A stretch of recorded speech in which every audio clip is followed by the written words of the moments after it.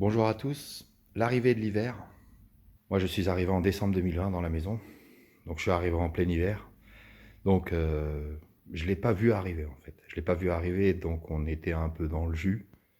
De plus, je n'avais pas de bois. Et là, cette année, je me rends compte finalement qu'il y a des choses qui changent, en fait. Je me suis aperçu que je faisais des choses que je ne faisais pas avant. Et j'avais envie de partager ça avec vous. Ça a l'air de rien, ça a l'air tout bête. Au niveau du chauffage, par exemple, quand j'étais en appartement, le chauffage, c'était un chauffage collectif au sol. Et donc, le chauffage se déclenchait le 15 octobre, quoi.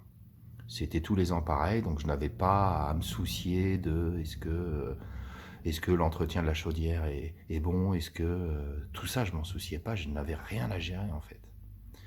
Et là, il a fallu cet été que je fasse le ramonage du poêle, que je fasse l'entretien de la chaudière à gaz, que je prenne du bois, que je le refende, que je prenne du petit bois en forêt, Et il y a toute cette gestion que je n'avais pas avant à faire en fait.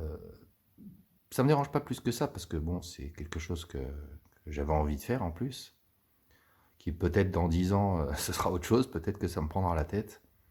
Mais l'avantage, c'est qu'on chauffe un petit peu quand on veut, quoi. Donc nous, on a commencé à chauffer avec le bois le soir, et de temps en temps le week-end aussi.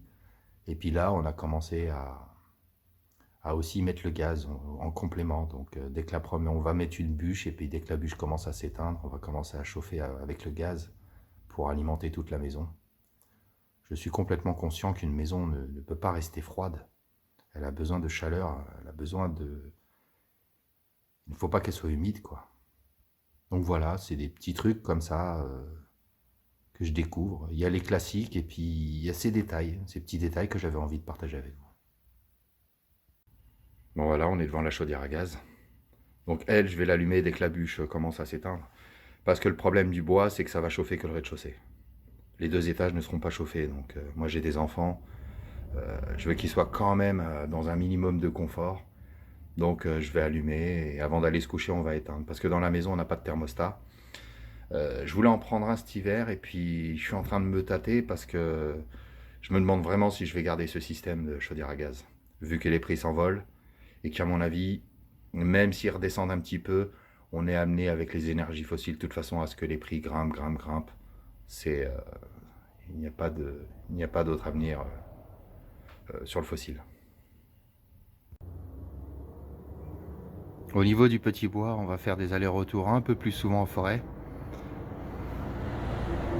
Je laisse passer le camion. Euh,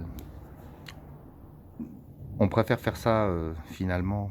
Enfin, là en ce moment, quand on y va, on s'aperçoit qu'il y a très peu de monde en forêt. On est un peu plus tranquille, donc pour aller chercher ce bois. Du coup, on a été en chercher ce matin. Là, je suis en train de le débiter.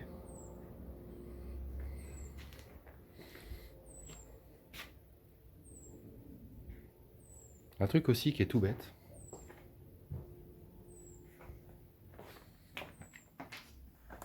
C'est les outils. Ça avant, je m'en servais pas du tout à la même chose. Je m'en servais pour d'autres choses. Ça, c'est quelque chose que je n'avais pas. Ouais, il a son petit Fire Steel qui fonctionne. Hein. Donc voilà, les outils de jardin que je n'avais pas. Hein. C'est de la merde, faut que j'en rachète. Un ciseau que j'avais dans une caisse à outils finalement qui a atterri dans le seau. Ça, c'est mon seau un petit peu de dehors. Et une pelle qui est complètement tordue. Ils ont même pas un an les trois. Je les ai achetés en même temps. 4 € et quelques dans un Super U dans le Loiret. Voilà, voilà le résultat. Ouais, de la caille quoi. À ce prix là, de toute façon, il n'y a pas de secret. Hein. Ça par contre, j'ai mis le prix pour être tranquille. Les gants, j'ai 3 paires.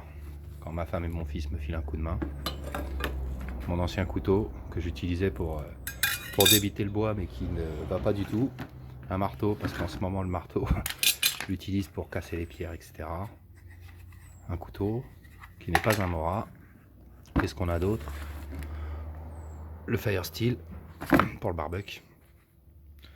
Voilà, c'est des trucs que j'utilisais pas vraiment comme ça avant. Ou pas du tout même, pour certains. Une chose aussi qui a l'air toute bête, mais il faut À l'arrivée de l'hiver, il faut aussi rentrer par exemple certaines plantes, en l'occurrence là le citronnier, qui ne supporte pas des températures sous les 5 degrés. Donc moi le matin, quand je pars, j'ai des 4 degrés, 3 degrés hier, enfin hier jeudi. Donc voilà, c'est aussi des petites choses comme ça qu'on ne faisait pas en appartement. De toute façon en appartement j'avais pas de citronnier, donc comme ça c'était réglé. J'avais pas toute cette gestion que je suis en train de découvrir au fur et à mesure. Encore un truc tout bête, c'est le tuyau d'arrosage que j'ai acheté au courant de l'été. Donc voilà, je l'ai débranché, je l'ai vidé de son eau et je l'ai rangé. Donc pour l'instant, il est comme ça au niveau de l'entrée et de la dépendance. Ouais, je sais pas si, je contrôle pas la température dans la dépendance, donc je me rends pas trop compte. Je pense que je suis très proche des températures extérieures. Ce n'est pas isolé ici, donc je sais pas si je peux le laisser comme ça ou à voir quoi. J'aurai toujours le temps de gérer ce problème, de le rentrer directement à la maison par exemple. Je verrai. Avec le tuyau d'arrosage qu'on enlève, j'ai aussi isolé le robinet extérieur. Donc à l'aide de cet isolant. Pour passer l'hiver en toute tranquillité. Pour pas qu'il gèle quoi. Faut penser aussi à vider les récupérateurs d'eau. Alors moi cette année, bah, du coup je les ai pas alimentés. Hein. Ils sont toujours à la cool. Avec la météo qu'il y a eu, j'ai vraiment pas eu besoin de flotte. Donc je me suis permis de faire autre chose, hein, tout simplement. Mais voilà, je sais déjà que c'est quelque chose qu'il faudra que je pense à faire. Un truc aussi qui change, c'est les vêtements. On va ressortir les manteaux. On va ressortir aussi les pulls, les hauts à capuche. J'ai toujours un haut à capuche au bureau, moi. Parce que parfois je sors en t-shirt. J'ai pas envie de me taper les 2 étages pour aller chercher un pull ou quoi. Donc j'ai toujours un petit haut à capuche qui traîne. Donc voilà, les vêtements. Plus de machines à laver hein, aussi. L'air de rien. Donc ça aussi, ça change. Les chaussures, on peut plus trop se permettre de traîner en tongs dans le jardin, pieds nus. Et aussi en basket en tissu, par exemple. Bah, le cuir est un peu plus adapté. Des petits détails, mais je vous dis, moi, je découvre tout ça. Au niveau des classiques, l'électricité qu'on va allumer beaucoup plus tôt. Euh, enfin, l'électricité et l'éclairage. On va peut-être aussi utiliser plus le four. Enfin, généralement, en hiver, on consomme beaucoup plus d'électricité. Pour le coup, comme l'électricité, un truc habituel, c'est que moi, l'hiver, généralement, je pars 10 minutes plus tôt. Le temps que la voiture dégivre. Ou sinon, s'il faut sortir le grattoir, ben, j'en ai un disponible dans la dépendance. Et les routes aussi peuvent être un peu plus compliquées. On doit adapter sa vitesse à la situation, donc pour peu qu'il y ait un peu de neige ou des conneries comme ça, on ne pourra pas rouler aux vitesses habituelles. Donc voilà, une petite marge qui peut être bien utile. Pour le coup, en hiver, la maison se salit beaucoup plus vite, un petit peu comme l'intérieur des voitures. Donc ça va demander beaucoup plus d'entretien. Un détail, mais l'appartement, je le salissais moins en fait. Et le paillasson de l'entrée, du hall, plus le paillasson de la maison, on salit pas pareil au final dans une maison. Au niveau de l'alimentation, on va passer sur des plats plus calorifiques.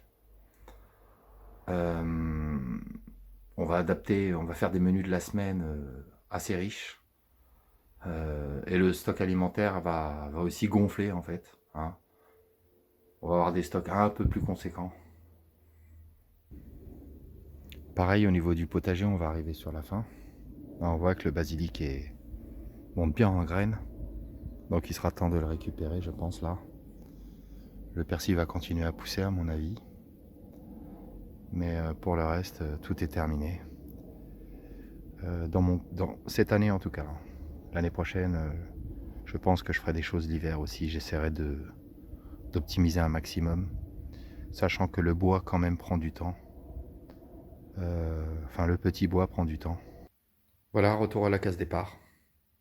Donc j'avais envie de faire cette petite vidéo parce que pour moi, c'est vraiment le premier hiver où c'est particulier, quoi. Ces petites choses que je faisais pas avant, que je suis en train de faire.